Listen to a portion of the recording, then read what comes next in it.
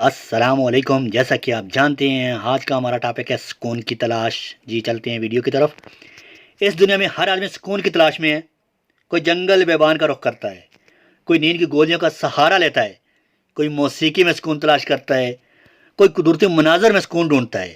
اللہ بخش سکون کی تلاش میں مارا مارا پھرتا تھا۔ وہ گھر میں بیوی بچوں کے شور غل سے جب بہت تنگ آ جاتا تو ندی کے پل پر جا کر بیٹھ جاتا اور گھنٹوں لہر کو دیکھتا رہتا۔ ایک دن انہوں نے پیش امام احمد علی سے اپنی تکلیف بیان کی اور مشورہ مانگا۔ احمد علی نے کہا، میاں سنائے، پڑوس کے گاؤں میں ایک تجربہ کار حکیم ہے جو حکیم پر سکون کے نام سے مشہور ہے، ان سے مشورہ کر لو۔ خیر، اگلے دن اللہ بخش اپنے گدھے پر سوار ہو کر حکیم صاحب کے پاس پہنچ گئے۔ حکیم صاحب گاؤں میں تکے سے ٹیک لگائے سکون سے خراٹے لے رہے تھے۔ اللہ بخش کے کھانسنے کی آواز سے چونک کر آنکھیں کھولیں اور اسی انداز میں لیٹے لیٹے اس کی نبض دیکھ کر بولے، سکون چاہیے؟ جی سرکار۔ اللہ بخش نے کہا، کتنا؟ جی بہت سا، یعنی مکمل۔ تو پھر 4 لوگوں کو لے کر آؤ۔ وہ کیوں جناب؟ بھائی مکمل سکون تو نہر کے پل پار والے قبرستان میں ہی مل سکتا ہے۔ نہیں جی، اتنا نہیں، بس میں گھر میں بیوی بچوں کے شور غل غبارے سے پریشان ہوں، 1 منٹ سکون سے نہیں گزرتا۔ گھر میں مرغا ہے؟ حکیم صاحب نے پوچھا۔ اللہ پاک نے اس بے تک کے سوال کو سن کر کہا، نہیں، مگر کیوں؟ آج ہی لے لو اور بس اب بھاگ جاؤ۔ اتنا کہہ کر حکیم صاحب پھر خراٹے لینے لگے۔ اللہ پاک نے واپسی پر منڈی سے ایک مرغا خرید لیا۔ بچے تو مرغا دیکھ کر بہت خوش ہوئے اور اس کے ساتھ کھیلنے میں اور زیادہ شور کرنے لگے۔ 2 دن میں مرغے نے وقت بے وقت اذان دے کر اللہ بخش کو پریشان کر دیا۔ وہ پھر حکیم صاحب کے پاس پہنچا اور ساری پریشانی سنائی۔ حکیم صاحب نے اونگتے ہوئے پوچھا، گھر میں کتا ہے؟ نہیں، کیوں؟ اللہ بخش نے حیرت سے پوچھا۔ جاؤ آج ہی بندوبست کرو کتے کا۔ اتنا کہہ کر حکیم صاحب سکون سے چادر اوڑھ کر لیٹ گئے۔ واہ جی واہ، حکیم صاحب تھوڑی نیندر تو قربان۔ خیر، غریب اللہ بخش نے کاکا پہلوان سے کتا خریدا اور گھر چل دیا۔ بچے کتا دیکھ کر اور خوش ہوئے۔ اب کتا اور مرغا دونوں مل کر شور مچاتے، گھر میں طوفان برپا رہتا۔ اللہ بخش کا راحت سا سکون بھی غرق ہو گیا بیچارہ۔ پھر حکیم صاحب کے پاس حاضر ہوا اور رو رو کر اپنی پریشانی سنائی۔ حکیم صاحب انگڑائی لے کر بولے، گھر میں گدا ہے؟ اللہ بخش کو غصہ آ گیا اور اس نے کہا، حکیم صاحب میرے علاوہ کوئی نہیں ہے۔ جبکہ حکیم صاحب کے پاس وہ گدے پر آیا تھا لیکن ابھی غصے میں ہے۔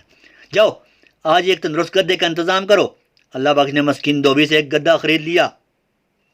اب رات کو مرغے، کتے اور گدے نے جو شور غل مچانا شروع کیا تو محلے والے اکٹھے ہو گئے اور کہا، اللہ بخش تم نے اپنے ساتھ ساتھ ہمارا سکون بھی غرق کر دیا، فوراً ان جانوروں کو یہاں سے نکالو۔ اللہ بخش پھر حکیم صاحب کے پاس پہنچے اور رودات سنائی، گدا واپس کر دو۔ حکیم صاحب نے حکم دیا اور کروٹ لے کر خراٹے لینے لگے۔ اللہ بخش نے واپس آ کر آدھی قیمت پر گدا مسکین دھوبی کو واپس کر دیا۔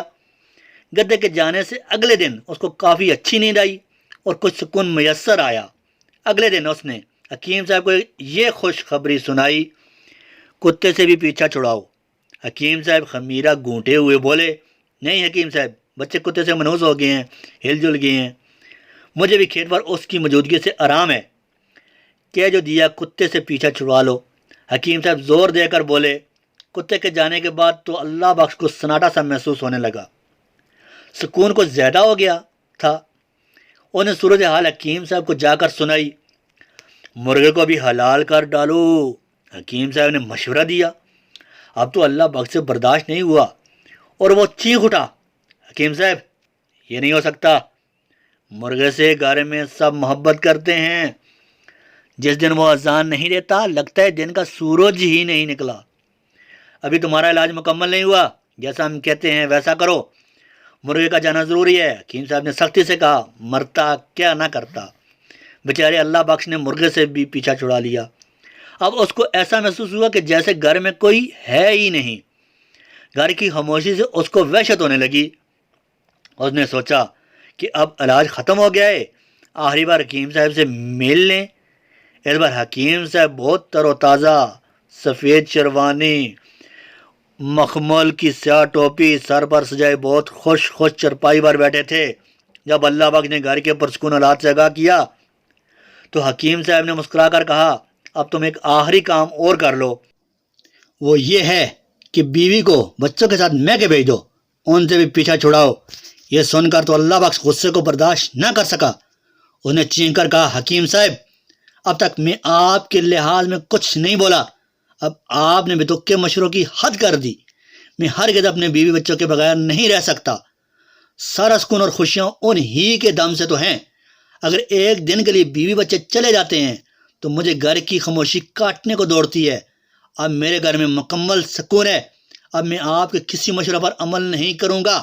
یہ سن کر حکیم صاحب نے اللہ بخش کو اپنے قریب آنے کا اشارہ کیا، پھر اس کے سر پر شفقت سے ہاتھ پھیر کر کہا اللہ بخش میری یہ تمام باتیں تمہارے علاج کا حصہ تھیں، تمہیں اس حقیقت کا احساس ہی نہیں تھا کہ سکون انسان کے اندر ہوتا ہے، جو انسان اپنے اندر سکون تلاش کرتا ہے وہی زندگی میں کامیاب اور مطمئن رہتا ہے۔ جاؤ اپنے بچوں کے ساتھ سکون اور آرام سے زندگی بسر کرو۔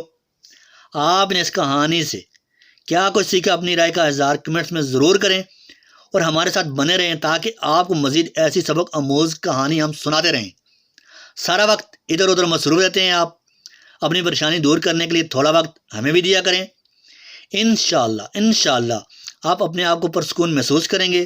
شکریہ، جزاک اللہ خیر۔ پلیز تھوڑا ہمیں بھی سپورٹ کر دیں، آپ کی سپورٹ کی بہت سخت ضرورت ہے۔